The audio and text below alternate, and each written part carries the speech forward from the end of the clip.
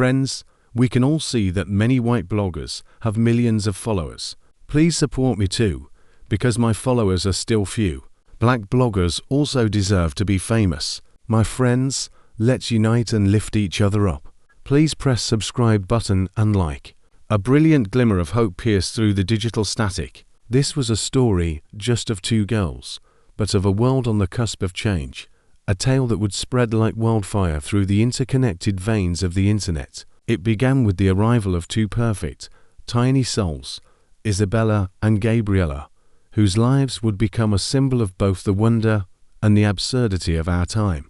Their arrival felt like a watershed moment, a beautiful paradox that would force a world obsessed with neat boxes and labels to pause and reconsider. Their mother, Clementine, a photographer and artist with a flair for capturing life's most precious moments, had watched with awe as her twin daughters came into the world in a quiet hospital in rural America. They were everything a new parent could dream of: plump cheeks, soft hands, and eyes that held the universe in their depths. They were born just a minute apart, to halves of a whole, but a subtle, captivating difference set them apart, a difference that would send ripples through Clementine's online community. Isabella's skin was the hue of a sunlit beach, a shade of porcelain and cream, while Gabriella's held the deep, rich tone of a forest at dusk, a testament to the beautiful complexity of their African-American heritage. In a world obsessed with neat categories, they were an enchanting paradox, a living, breathing refutation of the concept of race. Clementine, filled with maternal pride, had posted their photos on her Instagram, never imagining the maelstrom that would follow. The comments poured in, a torrent of both adoration and disbelief. They can't be twins. Are they adopted? Which one is yours? This is a miracle. The ignorance was staggering, yet it was also a testament to the fact that people were genuinely captivated by this beautiful anomaly. The more she shared, the more her following grew, from a few thousand to over 36,000 in a matter of months. This wasn't just about her daughters anymore, it was about a conversation she was having with the world about the meaning of family, identity, and the very concept of what makes us who we are. Her platform became a digital town square, a place where people from all walks of life could come together to discuss something both deeply personal and universally relevant. And the world was listening. While some comments were hurtful, the overwhelming response was one of celebration. People marveled at the stunning genetic lottery at play, at the beautiful display of diversity within a single family. Clementine's blog became a hub for this dialogue, a space where she could share her journey with her three daughters, including their elder sister, Angelina, who doted on the twins. "Angelina is such a wonderful big sister," Clementine had said in one post. "Sometimes she's a little rough when she tries to play, but her love for them is undeniable. She just wants to hold them all the time." The bond between the three girls was an unspoken narrative, a visual representation of love transcending any perceived difference. Angelina, who had been the youngest for so long, had embraced her new role as a helper, a protector, and a fierce advocate for her two little sisters. The story of the twins resonated far and wide, reminding people of another pair who had challenged the notion of what twins should look like. Marsha and Millie Biggs.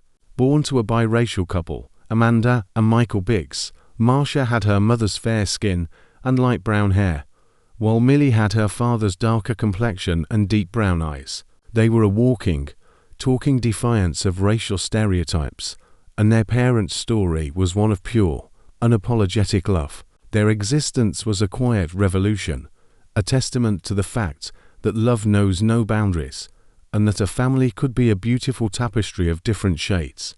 Amanda and Michael had met and fallen in love in Birmingham, England, and had decided to build a family together, unconcerned with the societal obstacles they might face. When their daughters were born on July 3, 2006, they were a perfect blend of both parents, each possessing a unique blend of features.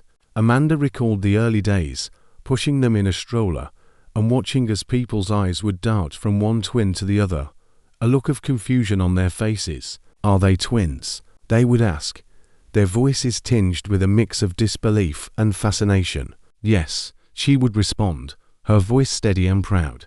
But one is black and one is white. People would often stammer, "Oh, the chromosomes," as if that simple explanation could contain the beautiful complexity they were witnessing. Unlike Clementine's experience, Amanda and Michael had faced very little prejudice. They were met with genuine curiosity and wonder. As their daughters grew, people began to see past their physical differences and appreciate their individual personalities. Marcia was the girly girl who loved everything pink, while Millie was a self-proclaimed tomboy, often found playing with toy cars or running outside with her father. "They're just built that way," their father would often say with a shrug, a simple but profound statement that captured the essence of their individuality. The Biggs family's story became a beacon, a testament to the fact that love knows no color. For Michael, a car mechanic who had experienced hostility and racism firsthand as a child, his daughters' lives were a symbol of progress. He remembered a time when he and his brothers were taunted by people in a car shouting slurs. But that was a different time, he insisted. With their daughters, the world seemed to have changed. People weren't just accepting, they were enthralled. "They think we're best friends," Marcia would say. And the fact that they were twins was an astonishing revelation to many. People saw the love between them, the shared laughter, and the unspoken bond, and any initial confusion quickly gave way to admiration. The stories of both the Shipley and Biggs twins were a powerful argument against the outdated concept of race. Statistical geneticists like Alicia Martin, a research fellow at the Broad Institute in Cambridge, Massachusetts, had explained that skin color was not a simple binary trait, but a quantitative one, a spectrum with endless gradients. She had made it clear that race itself, as a fundamental line of division, was a flawed 21st century interpretation of genetics that modern science had shown to be an arbitrary social construct, not a biological reality. The visible differences between people, she explained, were the result of historical occurrences, mutations, migration, and natural selection. These differences were not the basis for a scientific classification of race, a term which had no true genetic or scientific basis. The twins themselves had a profound understanding of this. Millie Biggs, just a teenager, had said, "Racism is when someone judges you for your color instead of the real you." Her twin sister, Marcia, added, "It's wrong because it can hurt people's feelings." Their innocence and clarity cut through the centuries of human prejudice, offering a simple truth. We are all just people, born from the same earth, with a beautiful and complicated blend of genes that make us unique. They weren't just a testament to their parents' love, they were a living, breathing lesson in human biology and empathy. They showed the world that what we see on the outside is just a small part of a much larger, more beautiful story. In the end, this was not just a story about two sets of twins with different skin colors. It was a story about the changing world, about how the internet could be a force for good, connecting people and spreading ideas of acceptance and love. It was a testament to the fact that our differences, no matter how striking, are what make us truly extraordinary. The twins, both the Shipleys and the Biggs, were living proof that the human innovation of race was a flawed concept, and that the only thing that truly mattered was the human heart. Their existence, their family stories,